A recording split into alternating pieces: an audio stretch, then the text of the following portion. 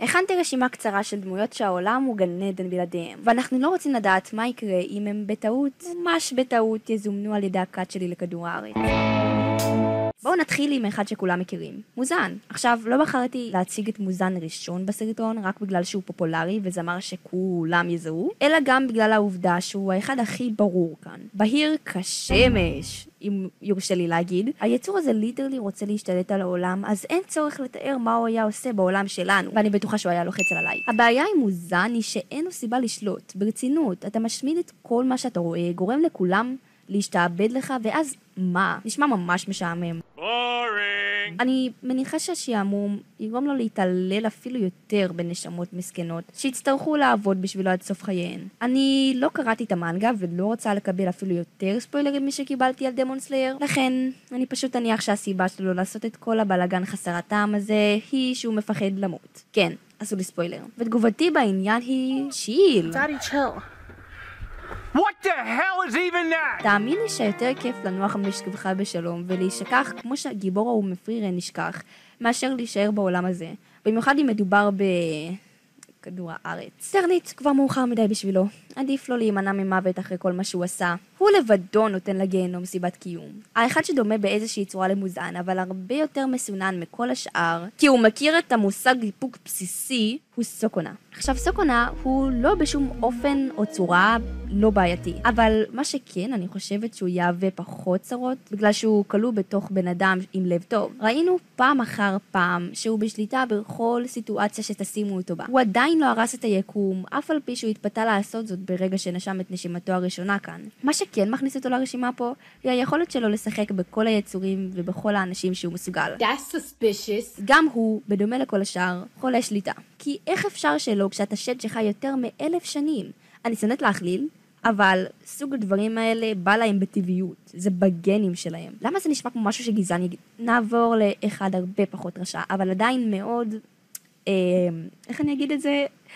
בלתי ניתן לשליטה. גולדי רוג'ר הוא חתיכת פצצת אטום שלא משנה מה תעשה איתה, היא תתפוצץ ותגרום לטרור מוחלט. פשוט דמיינו כמה צרות הוא הביא על האנושות בכך שבמקום למות בשקט בגלל המחלה ההיא שכבר יש לו, הוא החליט להסגיר את עצמו כדי ליצור מהומה רק בשביל לגרום לעידן חדש להתרחש, שכנראה הביא איתו הרבה יותר מדי דם. אחרי הכל, פיראטים שווה לרצח, לפחות על פי ספר החוקים של הקיינו. תראו, אני שונאת לקחת את הצד של הכלב הזה, אבל עם כמה שחופש זה דבר נחוץ, אי אפשר להצדיק את כמות החיים שהסתיימו בגלל פיראטים. אפילו יוצאי הדופן ביניהם הרגו לא מעט, ולפני שאתם תוקפים אותי בתגובות, גם לופי וכל החבר'ה שלו הורגים המון חיילים בכל צד אפשרי. בין אם זה מהמרינס ובין אם זה מהצבאות של הפיראטים הגדולים האחרים. העניין הוא שבוואן פיס הדמויות הראשיות הן לא מלאכים, אלא רוצחים שהאזרח הפשוט היה מפחד מהם. אולי אני אדבר על זה בסרטון ואסביר קצת יותר את העמדה שלי, אבל בואו נחזור לנושא. גולדי רוג'ר הוא אחלה גבר, פשוט לא מהסוג שהייתם רוצים על כדור הארץ או איפשהו בכללי. השניים הבאים מזכירים לי נורא אחד את השני בצורה שבה הם מתייחסים לעולם שמסביבם. ואני מדברת כמובן על אסדף ומרוהם. אם נתעלם מהעובדה שאחת מהם היא פסיכופתית עם פטיש לעינויים והאחר הוא איש נמלה בן 2, ריוויו העורכת כאן, הכוונה היא לחודשיים. הגישה שלהם מזכירה לי אנשים, לא, יצורים שאין להם שום דבר לעשות בחיים. ומיותר לציין ששום דבר טוב לא קורה כשלמישהו עם כל כך הרבה כוח אין מה לעשות, במיוחד אם מדובר בדמות אנימה. במקרה של אסדף, היא החליטה לשרת את הצד הלא נכון בכוונה, כי היא ידעה שזה יעזור לה למצוא קורבנות חדשים לניסויים האנושיים שלה. ושפו ענק. ועל זה אני רוצה להגיד שפו. שפו! מה זה שפו? מי אומר שפו? ומי הפך אותך לאחראית על שפו? לאסדף על כל השיטות היצירתיות ובדרכים השונות שבהן היא מפתחת את התחביב הלא מזיק שלה. ומנגד, במקרה של מרוהם, אני בהחלט מבינה למה הוא השתעמם. אם הוא היה מגיע לעולם שלנו ומגלה על האינטרנט, היה לו עיסוק אינסופי, ככה שהוא לא באמת היה חייב לרצוח פה אף אחד. יש פחות סיכויים שהשעמום יגבור והוא יהפוך למסלול מספיק כדי להשליט הרס על העולם שלנו. But I bet he could though, so אני אישית מעדיפה של לא לפגוש אותו כאן. כל אדם עם מוח בריא יודע שלתת לכף רגלו לדרוך פה יביא לבעיות. פשוט תראו מה הזן שלו עשה ליבולים של הכפריים המסכנים. איכשהו הם תמיד אלה שנדפקים בכל מצב ובכל סדרה. מעניין למה. אני אישית לא מאמינה שאפשר לרדת לרמות נמוכות יותר מאלה של אסטף ומרואיהם. היצורים האלה הם ההגדרה במילון של חולי נפש, אבל לא.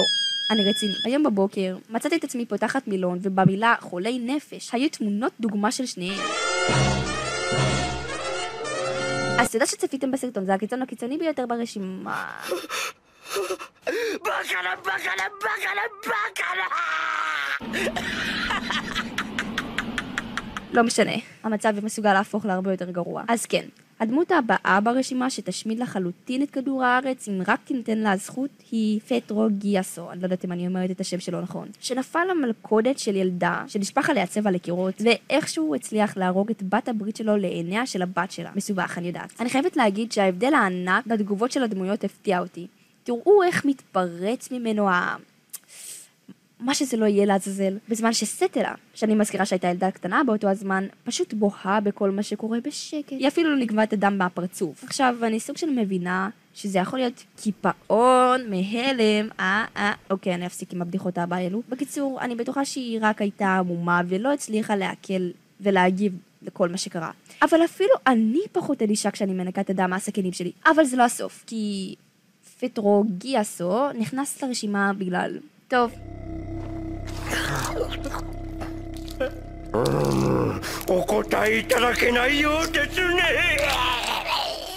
כן, בהחלט מגיע לו להיכנס לרשימה.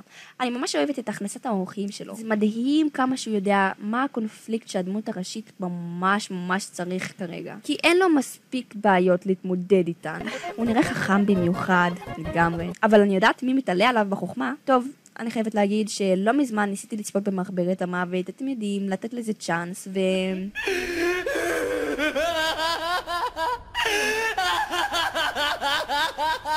נראה כמו אדם שפוי לחלוטין, מדהים כמה כאוס בן אדם אחד מסוגל ליצור בפרק זמן כזה קצר. אני ממש הופתעתי לראות כמה מהר הוא מסוגל להרוס את העולם. ועל זה בהחלט מגיע לו אזכור בסרטון הזה. הוא ממש יצא מגדרו כדי לעשות את כל מה שיעסיק את אל. ואני מניחה שמגיע לו קרדיט כי קרבות המוחות בסדרה ממש יוצא דופן. ולפעמים באמת שלא הבנתי מה הוא עושה ולמה הוא עושה את זה.